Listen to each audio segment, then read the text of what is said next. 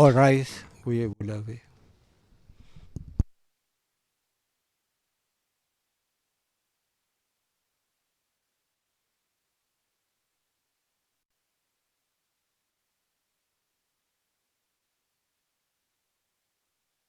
Please be seated. Veuillez vous asseoir.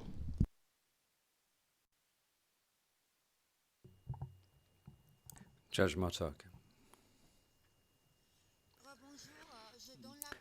I first hand over to the Office of the Prosecutor because I understand there's a change in the makeup of the prosecution team. Deputy Prosecutor, you have the floor. Madam President, yes, indeed. One member of the prosecution team asks to be excused this afternoon, Ms. Jessica Lacey, and she is replaced this afternoon by Mr. Thomas Hope, Trial Support Assistant, on my left. Thank you, Madam President. Presiding Judge, thank you very much, Deputy Prosecutor. Now I hand over to the defence. Mr. Edwards, you have the floor. Thank you, Your Honour. Much, if not all, of this afternoon will be taken up with me speaking about 5 matters. I'll start by saying a few words about the prejudice caused to the defence by the huge volume of material in this case, specifically witness statements that the prosecution has relied on from witnesses whose identities have been withheld. I will then move on to talk about the prejudice caused by the unduly vague and imprecise language employed by the prosecution in the document containing the charges.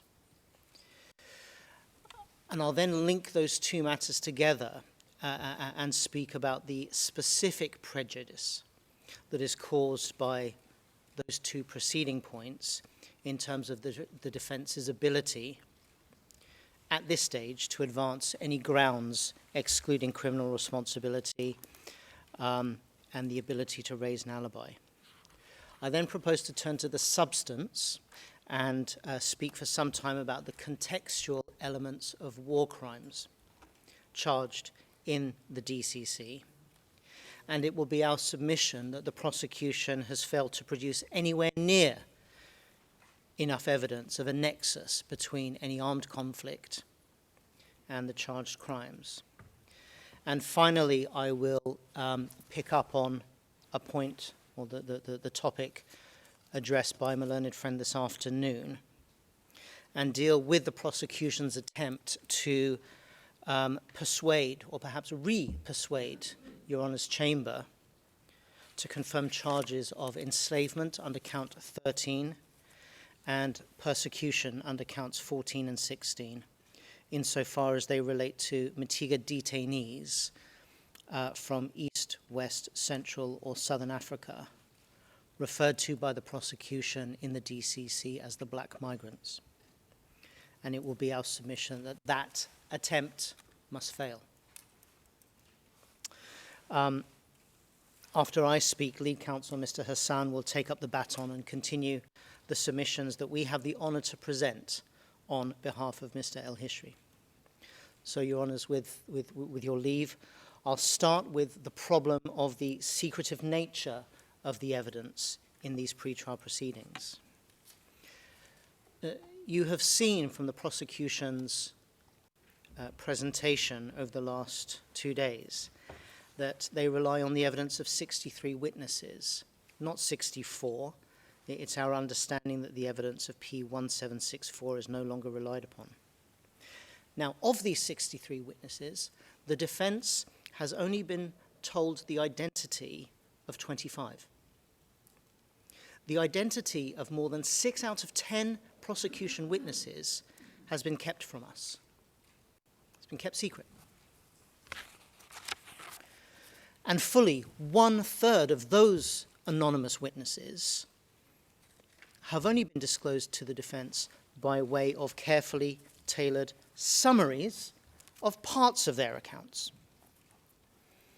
Coincidentally, perhaps, but to illustrate the point, this is almost exactly the same ratio of secret witnesses as those cited by Madam Deputy Prosecutor yesterday morning during her opening remarks. She cited to seven witnesses rather, P 1046, 1031, 0644, 1673, 0943, 0872, and 1682.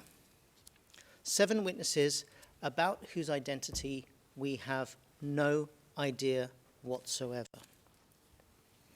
And on top of that, as if a starker illustration is needed, 6 of the witnesses cited during Ms. Sampson's presentation on war crimes yesterday are anonymous witnesses. This is intolerable. It is unfair. The prosecution will tell you, and the public watching, that in fact this is fine, that this is the way of conducting international criminal litigation. It's provided for by the rules of procedure and evidence. This is how we do things at this court. The prosecution will no doubt say that for every witness whose identity has been withheld from the defense, applications were made to Your Honour's chamber. Your Honours have overseen that process, and Your Honours have made the rulings that you have. The prosecution will say, at the ICC, there's nothing to see here, this is fine. Now, we don't dispute for a moment that the process has been subject to Your Honour's oversight and supervision. Whether we agree with Your Honour's ruling is neither here nor there, of course, and I don't propose to relitigate it today. But I do want to say a few words about what some of the concrete consequences to the defence, what the consequences of those rulings are. The fact that such an important feature of pre-trial proceedings before this court can be shrouded in so much secrecy, can exclude the defence to the extent it is not fine.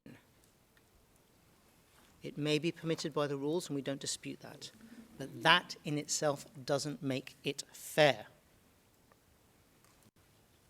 We described in our written notes and observations relating to the factual and legal elements of the prosecution's case against Mr. El Hishri. That's filing 107, 28th of April 2026. We described that these proceedings are indistinguishable from secret proceedings, and we stand by that description. We have no idea who 60%, more than 60%, of Mr. El Hishri's accusers are. Now, we've had the advantage of the prosecution's response to the defence's written notes and observations. That's filing 115 of 5th of May. And it has helpfully given us notice of its position ahead of this week's hearings. And essentially, in response, the prosecution make 4 points. That the rules allow them to hide evidence from the defense, that the defense's claims of prejudice are overstated, that there is, in fact, no unfairness, and fourthly, in dealing with the issue of anonymous evidence, the prosecution mounts an argument that becomes a theme, actually, throughout its response, filing 115, an attempt to sweep away the defence's concerns and complaints by a tactic that we think is not far from gaslighting, by saying that our concerns are based on pervasive misconception concerning the distinct nature of confirmation and trial proceedings. Essentially, they say, you, the defense, you don't understand. We, the prosecution, we understand the rules, we understand how things work, but the defense, bless them, they don't get it. That's their position. Now, setting aside the sheer patronizing tone of the prosecution in that filing, the attitude serves as a distraction, an excuse for failing to deal with the real issue. Of course, confirmation proceedings are not the same as trial proceedings. There is no one in this room who doesn't understand that. The prosecution rather bizarrely states at paragraph 9 of its response that the defense concedes that confirmation proceedings are of limited scope and are not to be treated as a mini trial. A curious use by the prosecution of the word concedes here, Your Honours may think, since just a couple of paragraphs earlier, the prosecution suggests that the defense do confuse preparation for confirmation with preparation for trial. Gaslighting, Your Honours. None of that means that the defense should just keep quiet and accept it when served with anonymous witness statement after anonymous witness statement, or worse, anonymous summary after anonymous, carefully tailored summary.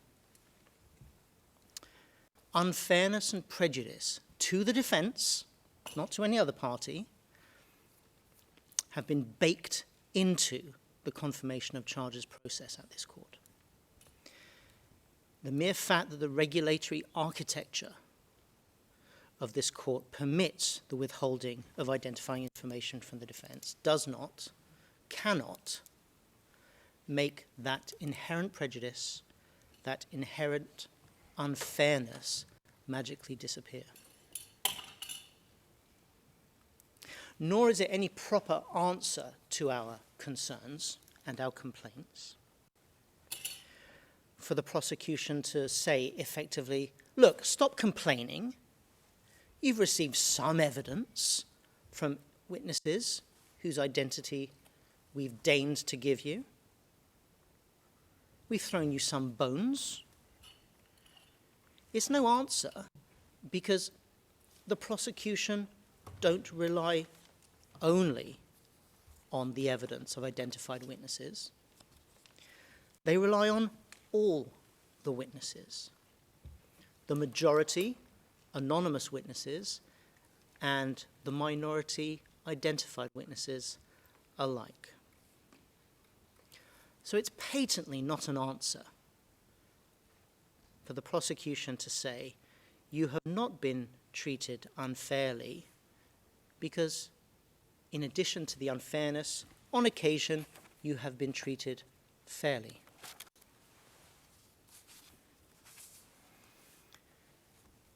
The prejudice to the defense in not knowing the identities of most of Mr. El-Hishri's accusers, especially those who say that they have been detained at Matiga, is that we cannot carry out our own investigations into them. We cannot investigate whether these many individuals were, in fact, ever detained at Matiga. Or if they were, why? Or if they were, from when? Or if they were, until when? Why does it matter?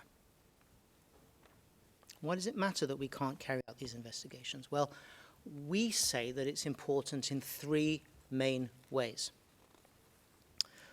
The first way is that had we known the identities, had we been able to carry out investigations, it could allow us to establish at even this very early stage of proceedings whether there is any nexus between the detention of these individuals and the existence of any armed conflict, or whether their arrests were and detention was simply a matter of perfectly standard law enforcement.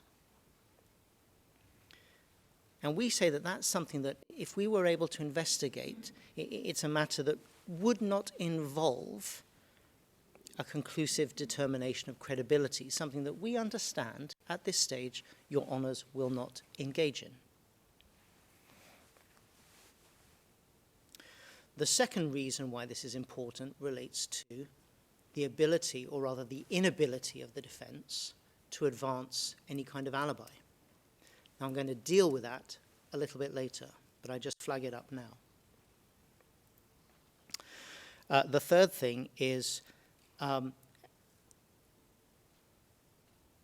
we been told the identity of all of these witnesses, or even more of these witnesses, it would allow us to establish if any of these witnesses have provided their accounts to others apart from the OTP, to NGOs, to civil society activists, to national or international bodies charged with determining claims for refugee status.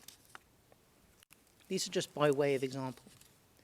The point is, Your Honour, we simply don't know. We have been placed at a substantial disadvantage because of this secrecy. And the odds have been stacked against us in these proceedings. We've been placed in the same position, if I can use this analogy, as a person who goes into a casino and wants to play roulette, but is told, you can't bet on red or black. You can only play roulette on exact numbers. And the only numbers that you will be allowed to bet on are 4, 25, and 33. The odds of winning for such a gambler would be stacked against them. If you don't like the gambling analogy, let me put it this way. It's as if the defense is a boxer in a title match. But our opponent is 3 weight categories heavier. And we, the lighter boxer, have 1 arm behind our back. That boxer has practically no chances of prevailing. That boxer has the odds stacked against him. And that's where we are. Now, if the odds were not so heavily stacked against the defence, if the defence had a fair chance at contesting these confirmation proceedings, Your Honour could well imagine a situation, I'm not saying it's inevitable, but Your Honours could imagine a situation where, following a fair and sensible analysis of the evidence, that evidence doesn't quite stack up in the way the prosecution would want you to believe. Your Honours could well imagine a situation where huge holes in the prosecution's case are revealed, where, in fact, applying the standard appropriate for these proceedings, where there is simply not sufficient evidence to establish substantial grounds to believe that Mr. El-Hishri has committed the crimes charged, or at least some of them. Your Honour could even imagine a situation where it dawns on the prosecution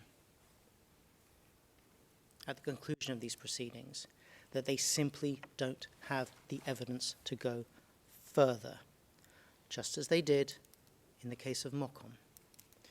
Your Honours will recall that in that case, in contrast to the situation we are faced with, the defence had been provided with witness statements and prior statements of identified witnesses, and also transcripts of those witnesses' evidence in the case of Gaisona and Yekaton. And that gave the Moccom defence the opportunity to painstakingly compare and contrast these differing accounts and point out the plethora of contradictions and inconsistencies, fatal contradictions, in the accounts of prosecution witness after prosecution witness until no reasonably reliable evidence remained. The consequence of which, of course, in Moccom, was that the prosecution concluded entirely properly that even if the charges were confirmed by the pre-trial chamber against Mr. Moccom, there was no reasonable prospect of a conviction at trial. That result in Moccom was only arrived at because the defense had been proved with the evidence of identified witnesses and could carry out its investigations. If those same considerations had applied in our case, Mr. El-Hishri's case, and to return to the boxing analogy, the prosecution may well have decided it had no option but to throw in the towel. As a result of which, Mr. El-Hishri would have been entitled to see the charges against him dismissed, to allow him to leave the detention center, to allow him to return to his family and his home a free man. But the odds are stacked against the defense. The secrecy gives precious little scope for the defense to prevail in these proceedings.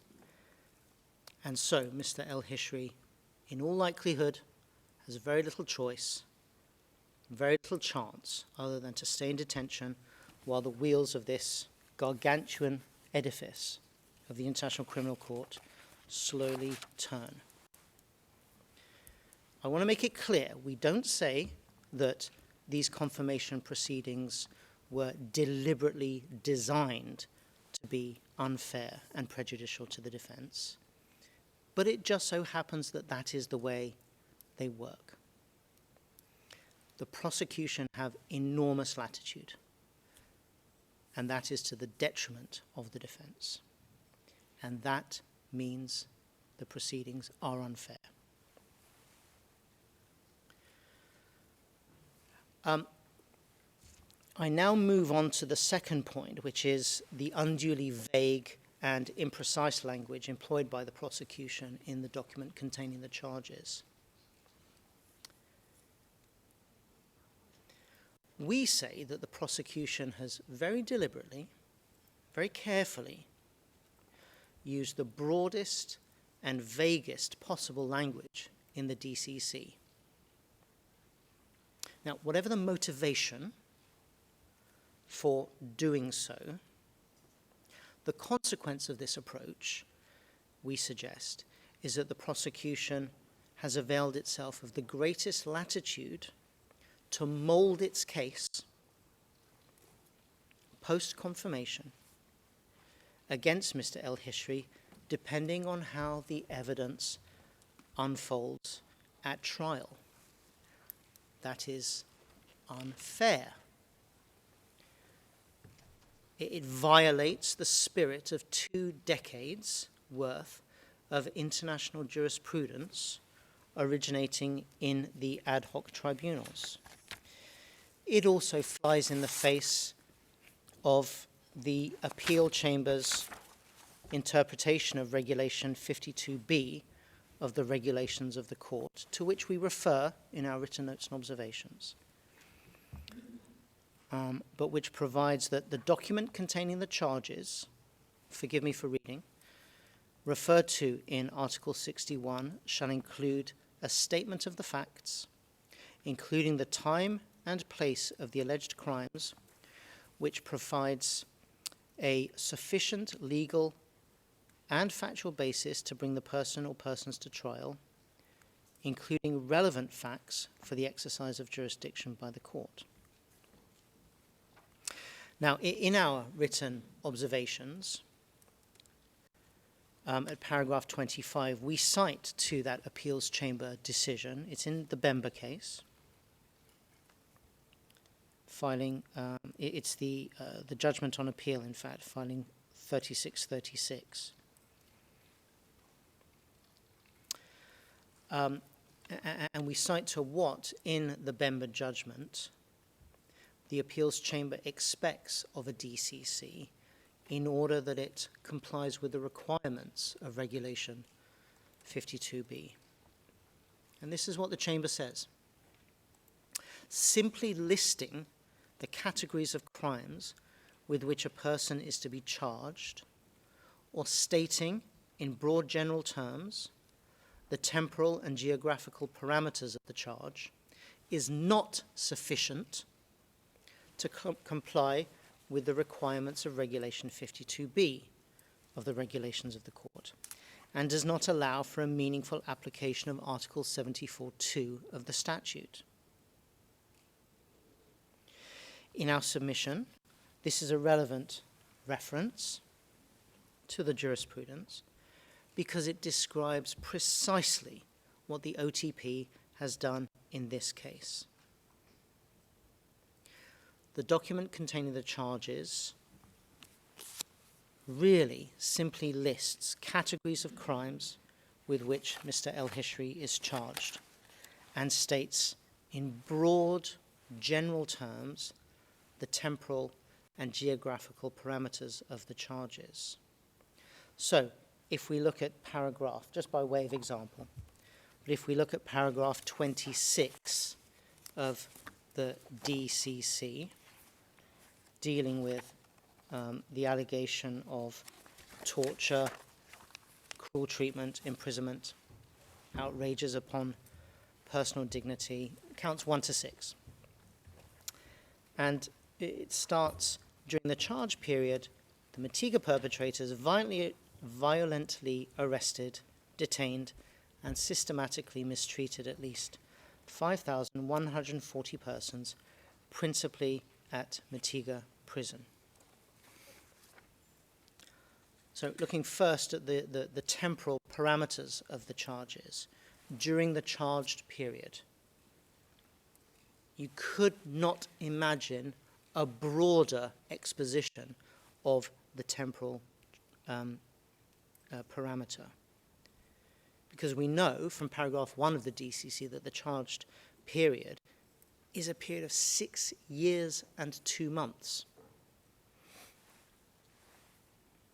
And then in terms of the geographical parameters of the charges, Matiga prison, well, that's fine. But what they say is, the prosecution, principally at Matiga prison. What does that mean? That's not acceptable. It's overly broad. It is impermissibly vague. If certain charged crimes were committed in locations other than Matiga prison, for goodness sake, tell us. One searches in vain in the document containing the charges for some indication of geographical parameters that is more precise, that is more than put in broad general terms. The best one can find is paragraph 8 in the DCC,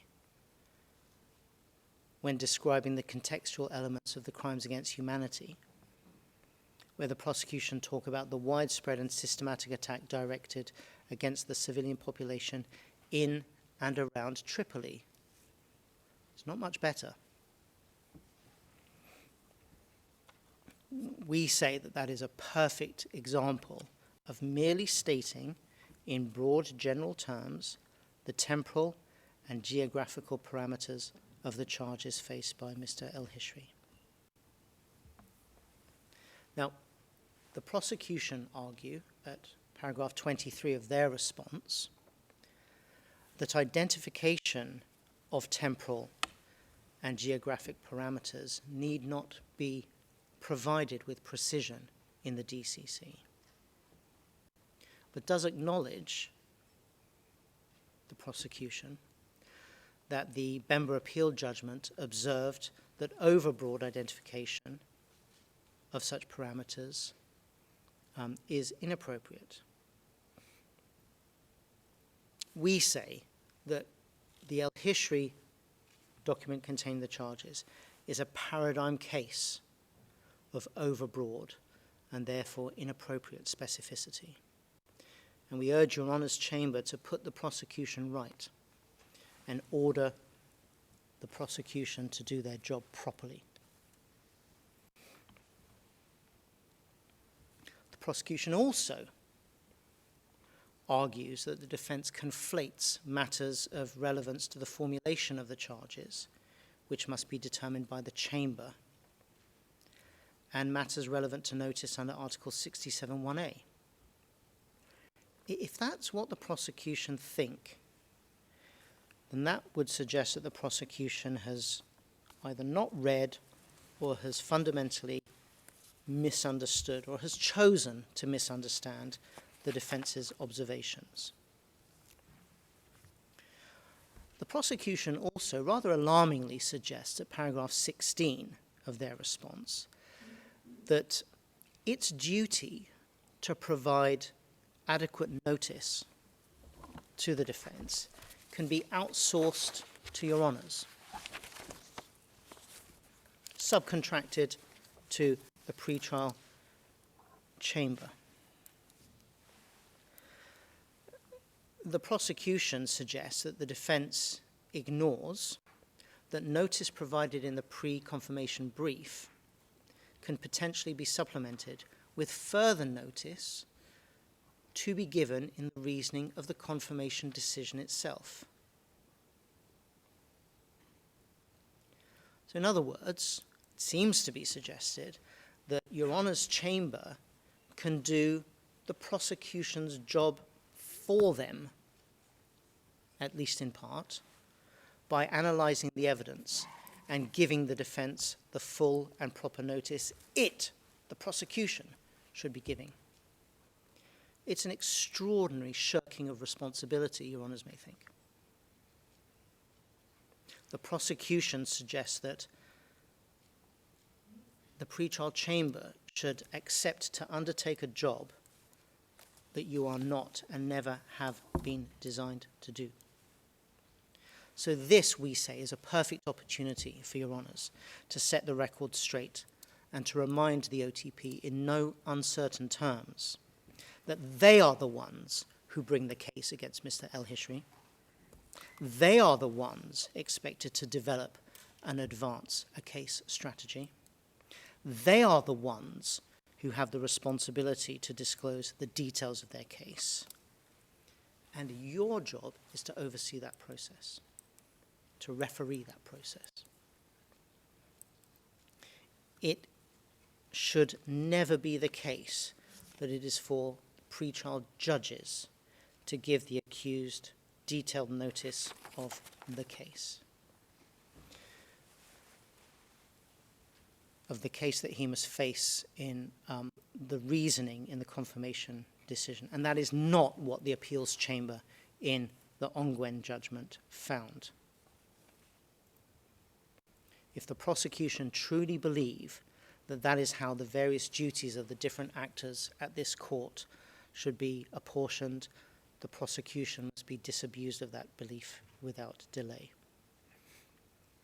I don't want to spend an unduly long time on this point of vagueness and the lack of precision, because we set out the examples of the imprecision as we find it in paragraphs 22 and 23 of our written notes and observations quite fully. But in sum, can I just put it this way, we say that Regulation 52B has not been respected in the formulation of the DCC. I mean, just in terms of an example, as much for the public as anyone else, but in terms of the charge of imprisonment, the prosecution sets out the fundamental rights of which detainees were deprived, so they say. But instead of providing an inclusive list of these rights, the prosecution non-exhaustively charges including but not limited to employ the terminology in the Bemba appeal, that is not sufficient to comply with Regulation 52B. Another example, just very briefly, of the vagueness in the DCC in terms of the identification of perpetrators and co-perpetrators. The prosecution argue at paragraphs 18 and 19 of their response that not every alleged perpetrator or co-perpetrator needs to be identified. And we accept that. As a matter of law, that may be right. But as much precision should be provided as possible than the vaguest of vague terminology that the OTP elects to use when it talks about the Matiga prison leadership or the Matiga perpetrators. In concrete terms, Your Honours, what on earth do those groups encompass precisely? We simply cannot know because they've chosen not to tell us. When we turn to the pre-confirmation brief to see if there are any clues in that document about, for example, who precisely the Matiga leadership is, we are left scratching our heads. Only 3 names are given, the same 3 names that were put up on the screen this morning in terms of the Matiga leadership. But again, couched in terms of vagueness, including these 3 people, or Mr. El Hishri and these 3 people. What we have to know in order to be able to carry out our investigations, in order to be able to adequately defend Mr. El Hishri. But the clear decision, and I dare say the tactical decision on the part of the prosecution not to tell us, makes our job impossible.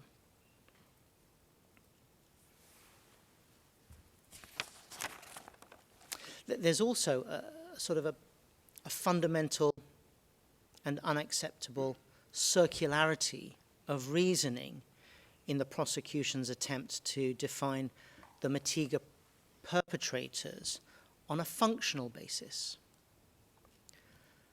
They essentially say that the defense is on notice of who the Matiga perpetrators are by virtue of the fact that they are perpetrators of crimes at any given time at Matiga. It's a self-identifying group, but it's utterly unhelpful. It is vague by design, precisely designed so that the prosecution can feel itself at liberty to mold its case to the evidence as that evidence reveals at trial. And it should not be allowed. I move on to my third point, and this focuses on the specific prejudice that is caused by the 2 preceding points in terms of the defense's ability at this stage to advance any grounds for excluding criminal responsibility or raising an alibi. Now, Your Honours will recall inviting the defence in its written notes and observations to set out grounds, any grounds, for excluding criminal responsibility or raising the existence of an alibi in accordance with Rule 79.1 of the Rules of Procedure and Evidence. And at Section 7 of our written notes and observations, we indicate that the defence advances no grounds for excluding criminal liability at this stage, but that this is without prejudice to the defence's right to revisit its position before the trial chamber if the charges are confirmed. The main reason for the defence's inability in this respect is the extraordinarily wide charged period about which I spoke a few moments ago, and the general imprecision of dates on which Mr. El-Hishri is alleged to have committed the charged crimes. We simply are not in a position to raise the existence of any alibi in any meaningful sense of the word. We're also unable to raise any meaningful alibi because of the very confidentiality of so many prosecution witnesses. What do I mean by that? Because it may not be obvious. If we knew the names of all the detainees, this would allow us, or might allow us, to establish with greater certainty when any such witnesses were detained. And if we had some clarity about that, any clarity of approximately when Mr. El-Hishri is alleged to have committed the crimes with which he is charged, beyond this ridiculously wide charged period of 6 years and 2 months, that may allow us to establish whether Mr. El-Hishri had an alibi worthy of the name. Mr. El-Hishri was in possession of a passport. He had the ability, and indeed was in the habit of travelling during the charge period. Establishing solid alibis, meaningful alibis, for definite periods of time could well result in Your Honour's chamber concluding that for some charges at least, there is not, after all, sufficient evidence to establish substantial grounds to believe that he committed the crimes charged, or some of the crimes charged. And the same holds true, albeit to a lesser extent, I accept, in terms of advancing any grounds for excluding criminal responsibility provided for in Article 31(1) of the Rome Statute. The prosecution responded to what we say about our inability to advance an alibi, and in a curious choice of language, submitted that Mr. El-Hishri has declined to provide notice of any alibi. Declined. Well, the underlying sense of that word being that if Mr. El-Hishri wanted to, he could have given details of an alibi, but he has taken a positive decision to keep it secret at this stage. Your Honour's utter nonsense. The prosecution's suggestion that he can provide an alibi that would be worth the paper it's written on for a period of 6 years and 2 months, and from a location that is as broad as it is set out in the DCC, is laughable. The prosecution knows, the prosecution should know, that alibis have to be precise, sometimes to the hour, sometimes to the minute. Alibis, if they are meaningful in any sense of the word, cannot be vague. What value would an alibi be to an allegation that, just by way of example, Mr. El-Hishri shot an unnamed detainee in the knee on an unknown date? If the only alibi we could advance is that for 2 weeks in, June 27, maybe it was July, he was on holiday with his family. Of course, we can't provide any kind of meaningful alibi, given the broadness and the vagueness of the DCC. And the prosecution, frankly, falls back on the laziest of responses by saying that Mr. El-Hishri is best placed to know where he was at the time without there being a requirement for any investigations by the defense. Well, the most generous thing that we could say is that the prosecution's retort demonstrates a fundamental naivety about how criminal litigation works. We're confident that Your Honours don't operate under the same naivety, and that you have a far superior understanding of the realities of criminal litigation. But about that, I will say no more. Contextual elements of the crimes. Now, probably now, where are we? It'll probably be tomorrow now, but Mr. Hassan, our learned lead counsel, will address you on the contextual elements of crimes against humanity, probably tomorrow now. The prosecution, at paragraph 35 of their response to our written notes and observations, argue that undeveloped submissions must be disregarded.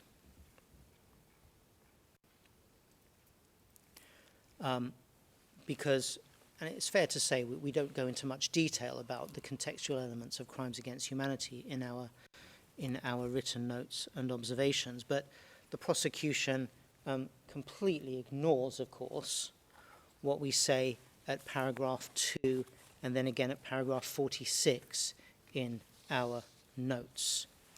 That those notes were never intended to be the defence's only and final word on the arguments that it wishes to advance in these proceedings. The defense made it absolutely clear that these notes should not be understood to amount to a comprehensive treatment of all the arguments that the defense wishes to address before Your Honours.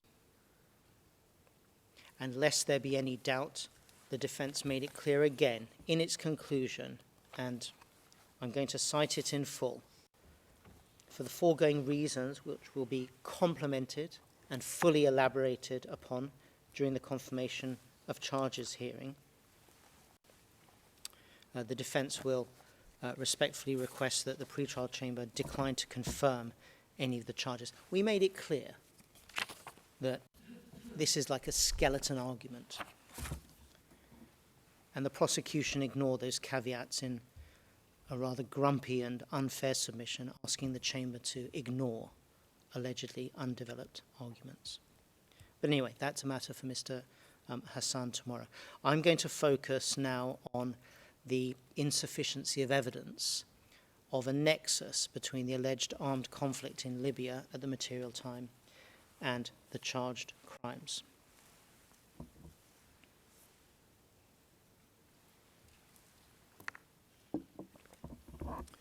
Because I'm not wearing my headphones, can I just check with the interpreters I'm not going too fast? Thank you. We said in our written notes and observations, and we reiterate now, that the circumstances of the alleged arrest and detention and alleged mistreatment of the complainants at Matiga had no or no sufficient nexus with any non-international armed conflict. I'll shorten that to NIAC for the rest of my submissions. Now, we accept that whether a nexus has been established or not is a fact-sensitive exercise. We agree with what the prosecution submitted yesterday. We focus on paragraph 40 of the pre-confirmation brief, where the prosecution say this: notably, but for the conflict and the power vacuum and factionalism which had been created by it, the NIAC, the Matiga perpetrators could not have carried out the alleged crimes at all, or in any event, in a similar institutionalized and sustained way. And that language mirrors, doesn't it, the prosecution submissions in its application for an arrest warrant against Mr. El Hishri. The prosecution said this: the alleged crimes in Matiga prison all had the requisite nexus. In particular, SDF RADA members could not have committed the crimes without the conflict which enabled SDF RADA to maintain its exclusive control of Matiga prison where the crimes occurred, and they go on. This is the heart of it. Without the conflict, say the prosecution, the Libyan authorities would not have permitted SDF RADA to function as it did. As such, the conflict was an essential condition for the prolonged and systematic commission of crimes at Matiga prison. So that's from paragraph 50 in the arrest warrant application. Your Honour will note the but-for test in that application, and that was the key test advanced by the prosecution. And Your Honour's chamber agreed. In your decision, the warrant of arrest decision, paragraph 14, you state in the clearest terms, Your Honours, the key question is why the alleged victims were detained. Alleged victims in square brackets. Even if an armed conflict is ongoing, not every detained person falls within the scope of IHL, especially when it concerns a government prison. A perfectly valid bit of judicial reasoning. It's plainly obvious.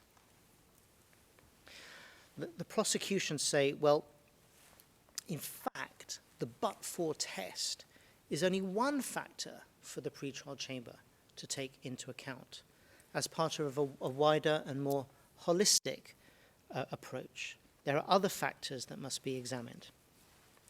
And so, in its pre-confirmation brief, paragraph 40, the prosecution argue that when considering this nexus requirement, the chamber should consider, in particular, 4 factors. 1, the affiliation of the Matiga perpetrators to SDF RADA and the GNC/GNA as a party to the conflict. That's 1. 2, the status of the victims as civilians or fighters hors de combat.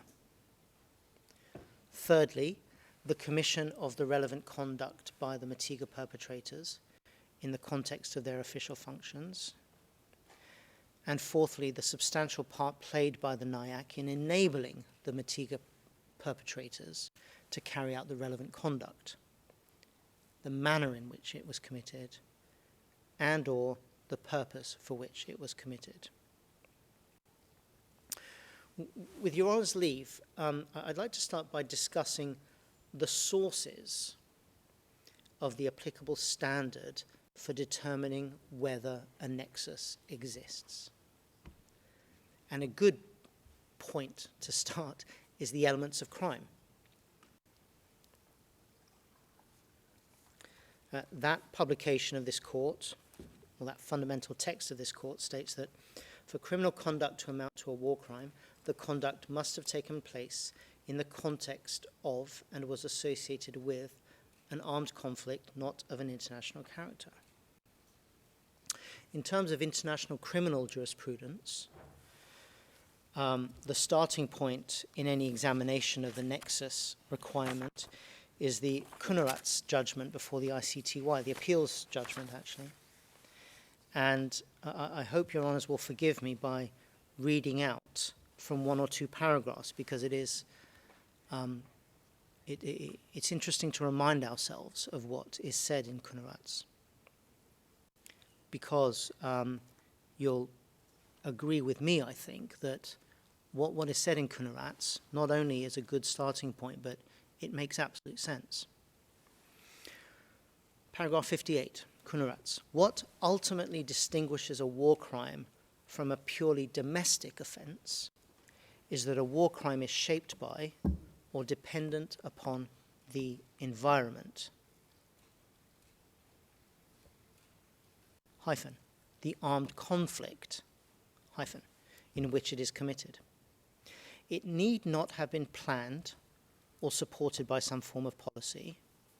The armed conflict need not have been causal to the commission of the crime, but the existence of an armed conflict must, at a minimum, have played a substantial part in the perpetrator's ability to commit it, his decision to commit it, the manner in which it was committed, or the purpose for which it was committed. Hence, if it can be established, as in the present case, that the perpetrator acted in furtherance of or under the guise of the armed conflict, it would be sufficient to conclude that his acts were closely related to the armed conflict. And then moving on to paragraph 59. In determining whether or not the act in question is sufficiently related to the armed conflict, the trial chamber may take into account, inter alia, the following factors.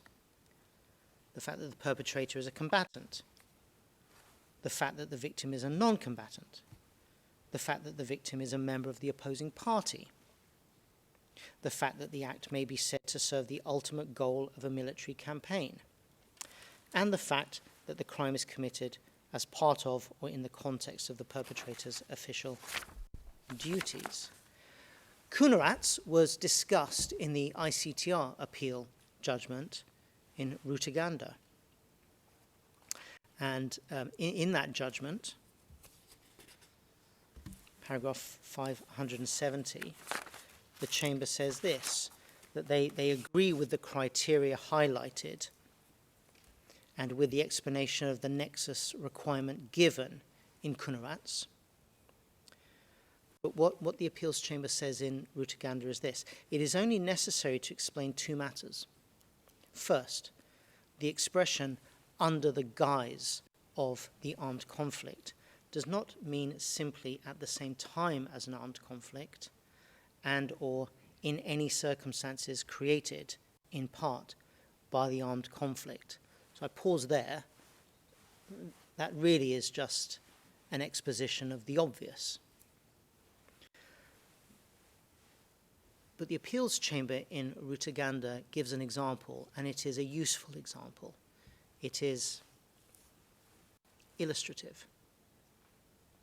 So they say this, for example, if a non-combatant takes advantage of the lessened effectiveness of the police in conditions of disorder created by an armed conflict to murder a neighbor he has hated for years, that would not, without more, constitute a war crime under Article 4 of the statute.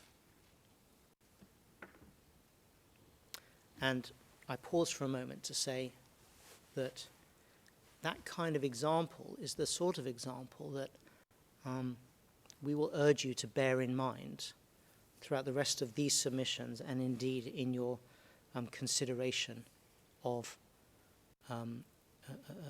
in these confirmation proceedings. The appeals chamber in Rutaganda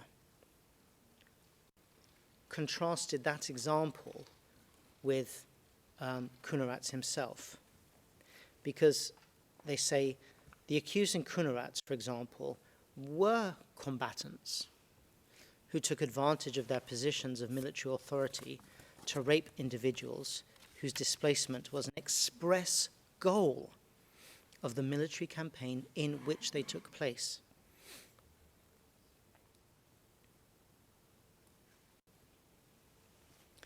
And then I jump forward a bit. Particular care is needed when the accused is a non-combatant. And then moving from the ICTY and the ICTR to this court in the Afghanistan situation, the appeal judgment cited by my learned friend yesterday, 5th of March 2020, that case. At paragraph 69, the appeals chamber says, it has been observed that the function of the nexus requirement is to differentiate war crimes from ordinary or common crimes under domestic law, such as the common crime of murder and rape. The appeals chamber cites to Kunarat's, and also states this at paragraph 70, the appeals chamber endorsed this approach in the Taganda case, whilst also noting that, and I cite, any undue expansion of the reach of the law of war crimes can be effectively prevented by a rigorous application of the nexus requirement. So, whilst we agree that the nexus question is a fact-sensitive question, we endorse that which is said by the appeals chamber in Afghanistan, that we must always be wary not to get involved in undue expansion of the reach of the law of war. A rigorous application of the nexus requirement is always needed.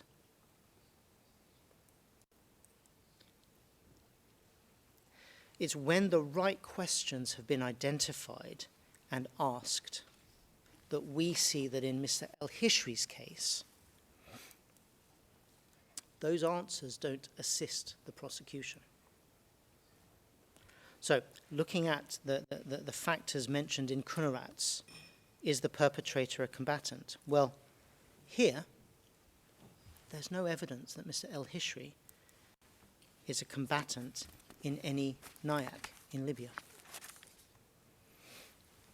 Were detainees combatants or non-combatants? Well, the vast majority were non-combatants.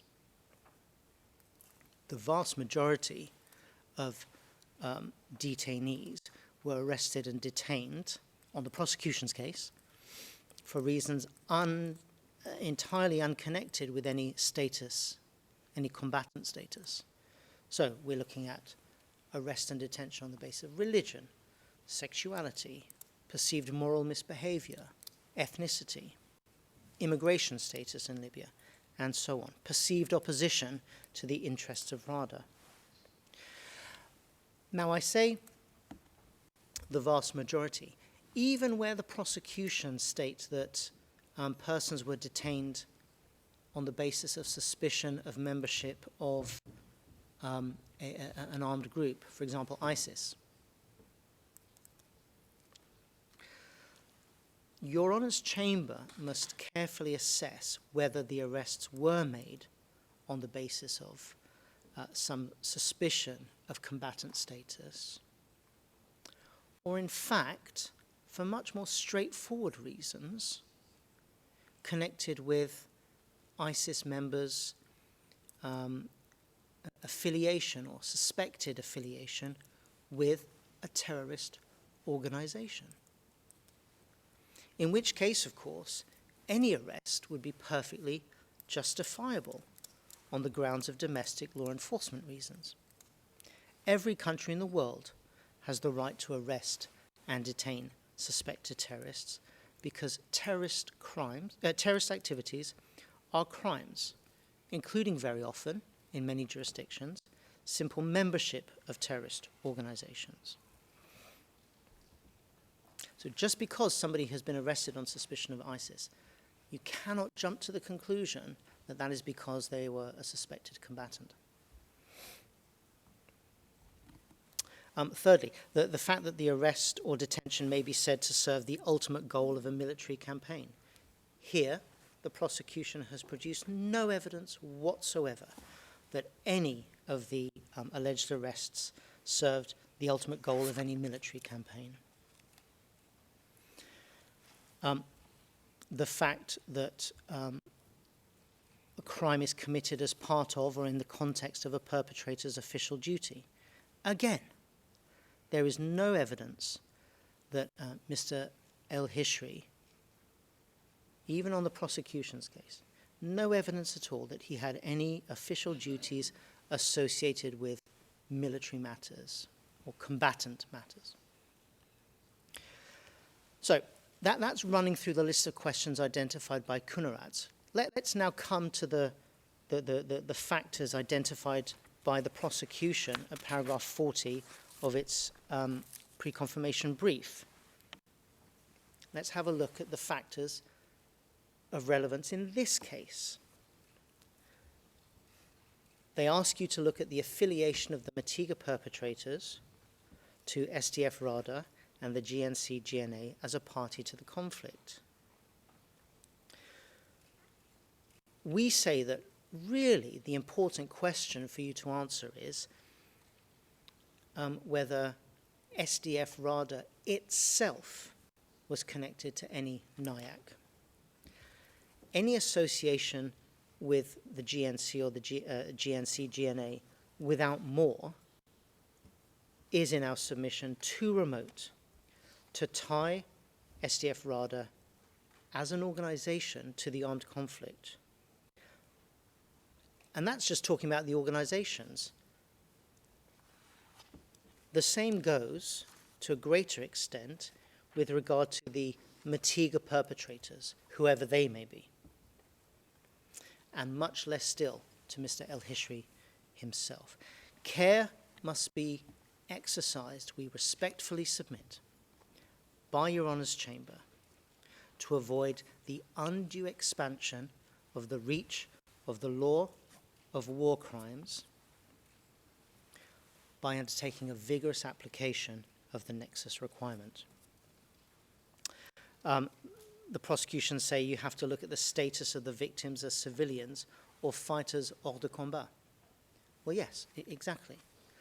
The vast majority of detainees were not fighters. They were civilians on the prosecution's case.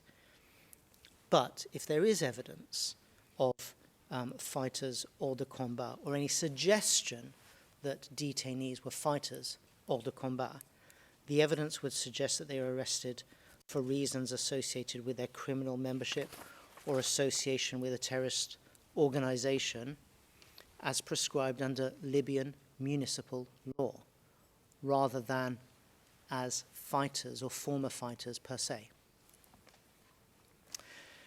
And then we look at the point raised by the prosecution, the substantial part played by the NIAC in enabling the Matiga perpetrators to carry out the relevant conduct, the manner in which it was committed, and or the purpose for which it was committed.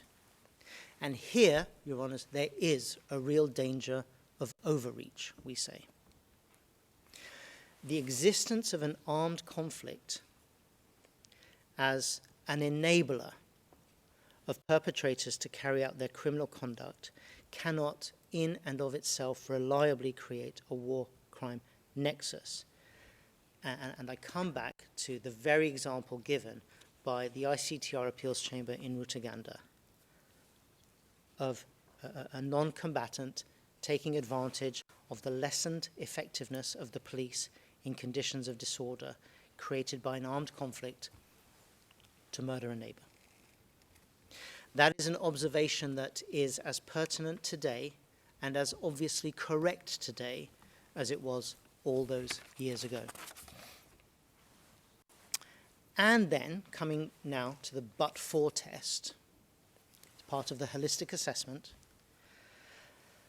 But for the conflict, say the prosecution, and the power vacuum and factionalism which had been created by it, the Matiga perpetrators could not have carried out the alleged crimes at all, or in any event in a similar institutionalized and sustained way. Here we say that whilst it's right that this be a question that is considered as part of the holistic and multifaceted approach to be taken, here we say this is the prosecution engaging in pure speculation. It's the prosecution imagining a counterfactual, an alternate history. But by counterfactual, I mean an expression of what has not happened, but could, would, or might under differing conditions. So, in the case at hand, if there had been no NIAC, the Matiga perpetrators would not or could not have carried out the alleged crimes, and Mr. El-Hishri would not be here. We argue that this is the prosecution inviting Your Honours to engage in the most soaring and the most dangerous speculation. that has no place in a court of law, in a place where what is required is evidence. Yet the prosecution points to no convincing material in the pre-confirmation brief to support the sweeping assessment that arrests and detention of persons for domestic criminal offences and the alleged arrests and detention of persons for example, broader ideological reasons could not have been carried out in precisely the same manner or indeed in any other manner in the absence of the NIAC. On any reasonable and impartial and dispassionate view of the evidence, we are confident that Your Honours will find that there is simply no sufficient evidence to establish substantial grounds to conclude that a nexus exists between any NIAC in Libya and the crimes alleged against Mr. El-Hishri. My final topic before you this afternoon focuses on our response to the prosecution's attempt to persuade this chamber to confirm the charges described as, by the prosecution, the alleged mistreatment of persons described by the prosecution as black migrants. So we're talking about enslavement in count 13, and persecution on political grounds, count 14, and on nationality, race, and or ethnicity grounds, count 16. Count 13, enslavement, finds itself in the DCC, doesn't it? The prosecution had valiantly, albeit in a state of some over-optimism perhaps, attempted to convince Your Honours that enslavement should be included on the arrest warrant. And it will be recorded that Your Honours, having examined the evidence that you had been shown, you declined to include enslavement. And, if I may, your reasons were beyond reproach. You said this at paragraph 81 of the warrant of arrest decision. The Chamber also notes that the prosecution defines the civilian population targeted by this crime of enslavement as segments of the population in Libya perceived to be opposing SDF, RADA, or its ideology. The material provided indicates that the sub-Saharan detainees, as they were described in the arrest warrant application, were detained for reasons unrelated to opposing SDF, RADA, or its ideology, and therefore cannot be considered part of the same civilian population that was being attacked. Regarding the other detainees, because it wasn't just the sub-Saharan detainees, it was other Libyan detainees, the Chamber considers that the prosecution has failed to show that the alleged perpetrators exercise powers attaching to the right of ownership over them. Based on these considerations, the Chamber will not further examine the alleged crime against humanity with respect to both sub-Saharan African and Libyan detainees. It is worth highlighting for the benefit of the public, if for no one else, that at the stage of pre-trial litigation relating to the request for an arrest warrant, the standard of proof demanded in the Rome Statute is very low. The prosecution does not have to bring enough evidence to satisfy the court of its request beyond reasonable doubt. That's the standard for trial. The prosecution doesn't even have to meet the test of bringing sufficient evidence to establish substantial grounds to believe that the target of the warrant has committed the crime for which the prosecution wants to arrest him or her. That is a lower standard than beyond reasonable doubt, and it's in fact the standard applicable at these confirmation of charges proceedings. To succeed in a request for an arrest warrant, all the prosecution has to do is place enough evidence before the Chamber to satisfy the judges that there are reasonable grounds to believe that the target has committed the crime for which the prosecution wants to arrest him or her. It is a low standard. It's the lowest standard, in fact, applicable before this court. It's similar to the standard of probable cause that's familiar to American jurists. The standard to be applied by grand juries in the United States when deciding whether to issue a criminal indictment. There's another similarity between the American grand jury procedure and the procedure to be followed for the issuance of an arrest warrant at this court. They are both ex parte the defense.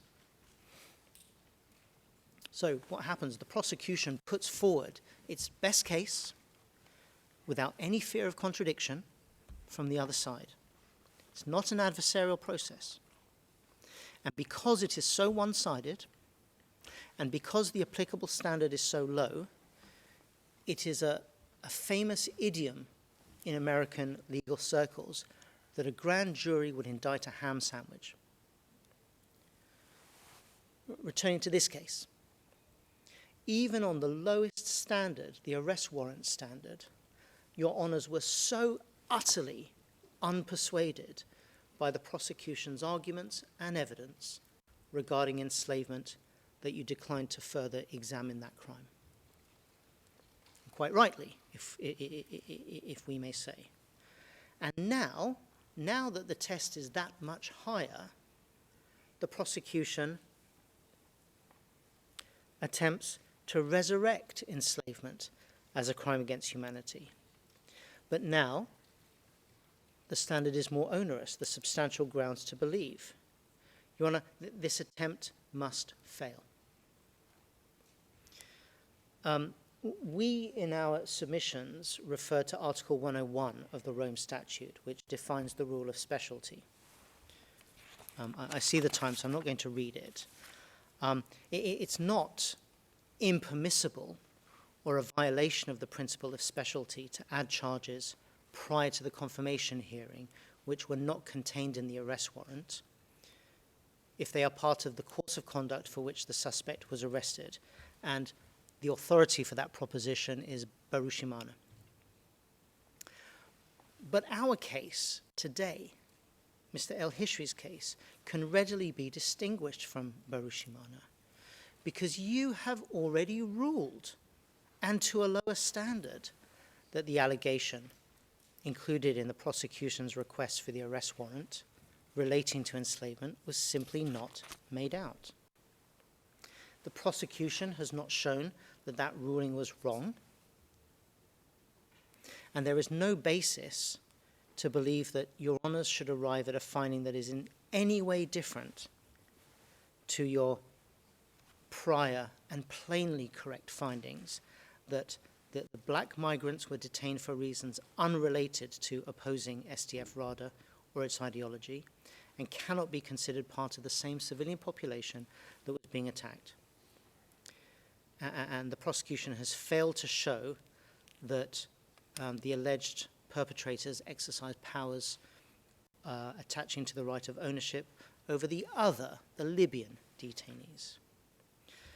And so for those reasons, we say that you should and you must decline to confirm count 13. And for exactly the same reasons, because the prosecution have produced no evidence that the sub-Saharan detainees or the black migrants were detained for reasons related to opposing SDF-RADA. For the same reasons, counts 14 and count 16, insofar as they relate to black migrants, must also be refused. Your Honours, that brings me to the end of those 5 points that I had. There's one final point, and I'm just going to take up one moment of your time, if I may, because this morning, just before the lunch adjournment, when dealing with the question of modes of liability, Mr. El Hishri's alleged modes of liability, the prosecution stated, didn't they, that they charge him under 4 sub-articles of the Rome Statute. for the sake of judicial economy. Can I put it this way? They throw the kitchen sink at Mr. El-Hishri for reasons of judicial economy, whilst at the same time stating clearly that on their case he directly perpetrated acts under each of the crimes charged. So we ask ourselves this, and we invite yourselves to ask yourselves this question. If judicial economy is the concern, why not just charge him with direct perpetration under Article 25.3a of the Rome Statute and be done with it? It's difficult to understand why they don't simply pin their colours to the mast. We wonder, in fact, we suggest that this is a sign of prosecutorial timidity. What they're basically saying is, we're going to throw everything at the court and let the judges pick the bones out of that. But that's not fair. That doesn't give us notice of what the way in which the prosecution really put their case against Mr. El-Hishri, and judicial economy cannot be the reason for the way in which they put their case, because that will require at trial significant amounts of time in calling evidence and dealing with evidence that deals with all the other sorts of modes of liability that require additional evidence. Judicial economy cannot be the reason. Your Honours, I thank you for your time. Those are the submissions that I have to make a little bit before 3 o'clock. Unless Your Honours have any questions for me, that's where I propose to stop. Judge Motag.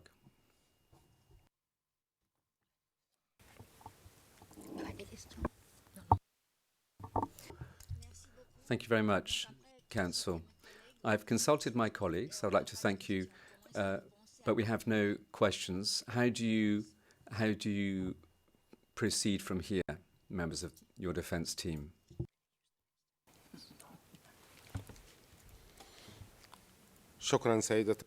Thank you, Madam President. We need approximately 1 hour and a half.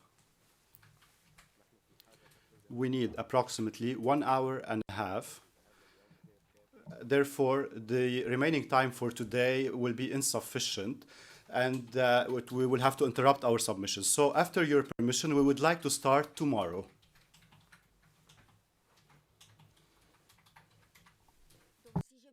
Judge Motag, so if I've understood, you wish to finish a hearing now and start early to put your submissions. Is that right? C'est ça, oui. Judge Motag, have I got that right? Microphone, please, Your Honour. Judge Motag, so I've consulted with my colleagues. We are in agreement with defence's proposal. We will rise now. I'd like to thank all the parties and all the participants, the court reporters, and we shall reconvene tomorrow. Oh, you wish to make a submission, prosecution? Microphone, please, says the interpreter. Microphone for the presiding judge. So we shall see each other tomorrow as scheduled. Thank you very much. We rise. All rise, veuillez vous lever.